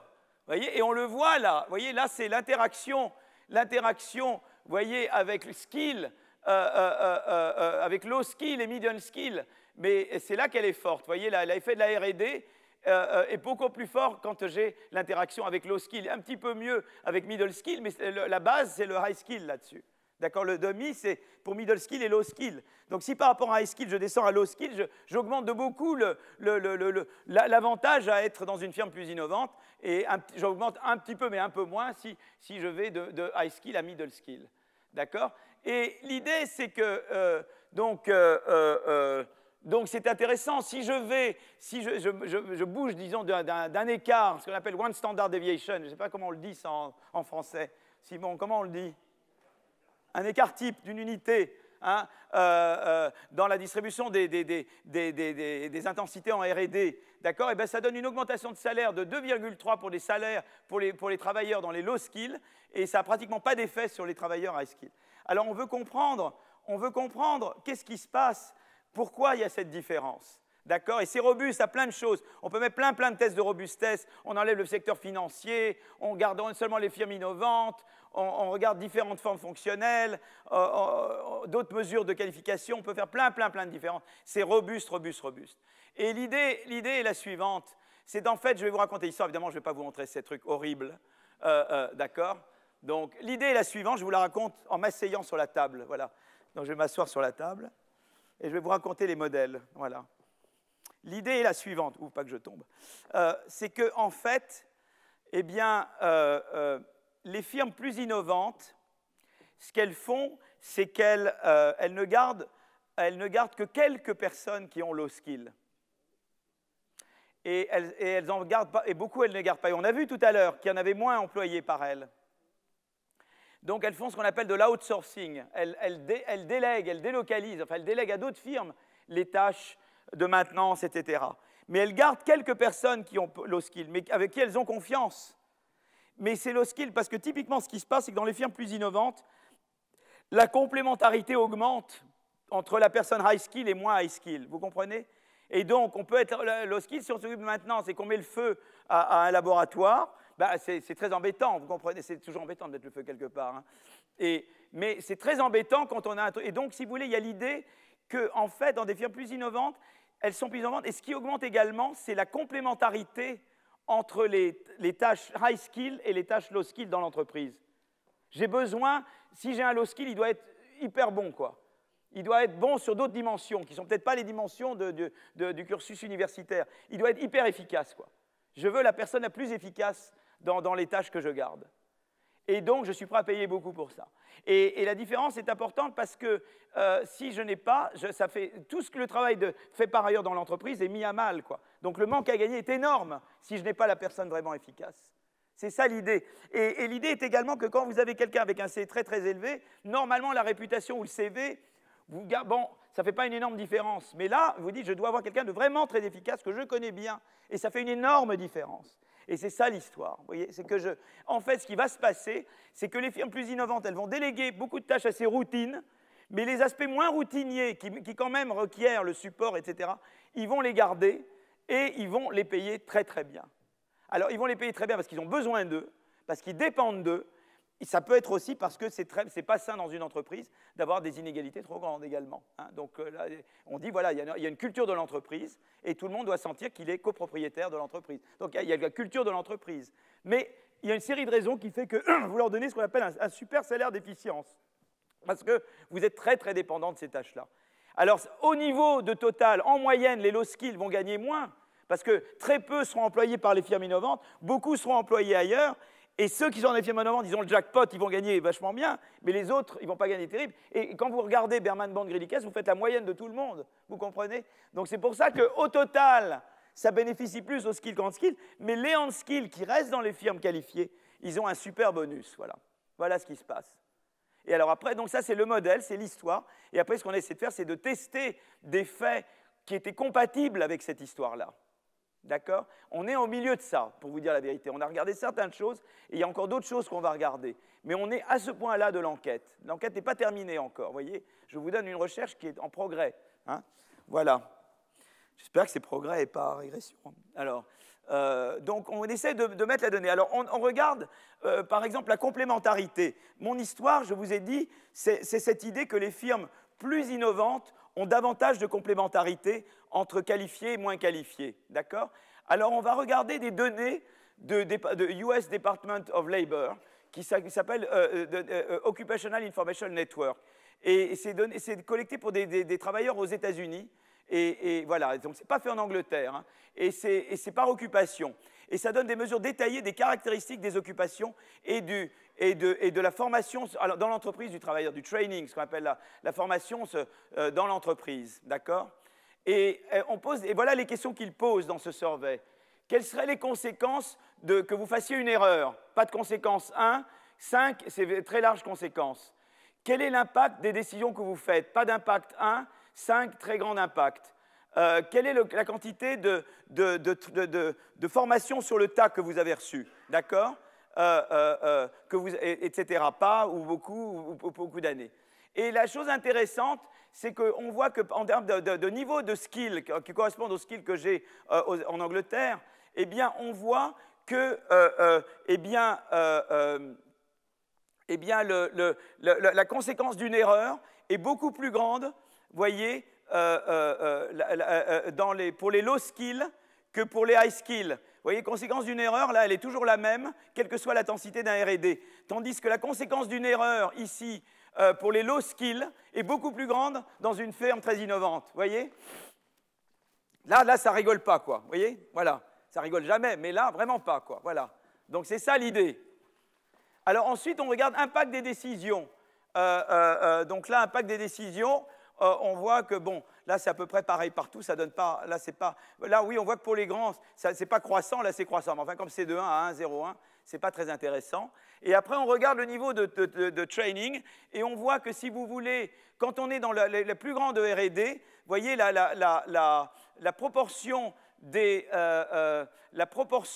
du training, eh bien, ce qui se passe, c'est que plus on est, vous voyez, regardez, là, ça décroît et ça augmente. Plus on est une firme R&D intensive, plus la part des travailleurs qui reçoivent un long training augmente. Et là, pareil. C'est-à-dire que c'est très intéressant, c'est les travailleurs dans les low skill occupations. C'est-à-dire que plus on est une firme innovante, plus on donne du training à un low skill. Donc, qu'est-ce qu'ils font? Ils gardent les low skills, ils les gardent d'abord ceux à qui ils ont confiance, et ils leur donnent beaucoup de formation dans l'entreprise. Vous comprenez? Ils les forment pour l'entreprise. Et ça va se refléter dans les salaires également. Donc, ils en gardent très peu, et ceux qui gardent, ils les entraînent, et ils les gardent, etc. Et ils vont beaucoup mieux les payer. Mais au niveau de l'économie tout entière, évidemment, la technologie, l'innovation va profiter plus aux high skills. Voilà toute l'histoire. Et donc, c'est assez intéressant parce que ce n'était pas du tout l'histoire que nous pensions au départ. Et là, maintenant, on va regarder des données directes sur l'outsourcing où on va montrer directement que les travailleurs, il y a davantage de tâches faites à l'extérieur dans des entreprises plus innovantes. Et donc, on va le montrer avec d'autres mesures. Il y a aussi quelque chose qui est intéressant, c'est la longueur de temps. C'est que cette prédiction aussi, cette histoire que je vous raconte est compatible avec l'idée que quand vous êtes low skill, dans une qualification faible, dans une entreprise très innovante, on va vous entraîner, vous allez rester longtemps dans la maison. Tandis que les high skills, eux, ils peuvent bouger plus facilement. Et c'est exactement ce qu'on voit. On voit que quand on regarde des moins innovantes aux plus innovantes dans la firme, on voit que le temps que passent les low skills, il augmente très, très, très brut. Tandis que le temps passé par les high skills augmente, mais légèrement. Donc, quand on est dans une firme plus innovante, ça fait augmenter beaucoup plus le temps que passe à quelqu'un de qualification basse. Donc, c'est vraiment cette histoire qu'on vous garde et on vous traîne pour que vous restiez. Et on vous donne des qualifications qui sont très firmes spécifiques, qui sont très propres à la firme, que vous ne pouvez pas facilement transférer d'une entreprise à l'autre. Et c'est pour ça que vous allez rester plus longtemps. Donc, il y a vraiment cette espèce d'investissement mutuel dans la firme pour les gens moins qualifiés. Donc, vous voyez, c'est conclusion. Donc, on est parti d'une idée et on est arrivé à quelque chose qui était contre-intuitif. Et d'un coup, il y a une nouvelle histoire qui s'est développée et on a testé un certain nombre de prédictions supplémentaires compatibles avec cette nouvelle histoire, voyez. Et c'est intéressant parce que ça montre que la relation entre technologie et inégalité, même si globalement elle est ce que vous pensez, quand vous regardez au niveau des entreprises, elle est plus complexe que ce que vous pensez. Et c'est intéressant de rentrer dans le détail. Et vous pouvez suivre ça comme une enquête, vous voyez, comme une enquête policière. Vous allez de là à là, à là, à là, et vous testez truc par truc par truc. Et à chaque fois, il pourrait y avoir A ou B, la raison. Vous voyez si c'est A et si c'est pas B, vous continuez. Ça peut être encore ça ou ça, et vous continuez. Et c'est comme ça que vous progressez dans la compréhension d'un phénomène. Voilà. Et que la théorie fait écho à l'empirique. Voilà. Je vais m'arrêter là, et je vous remercie de tout. Voilà.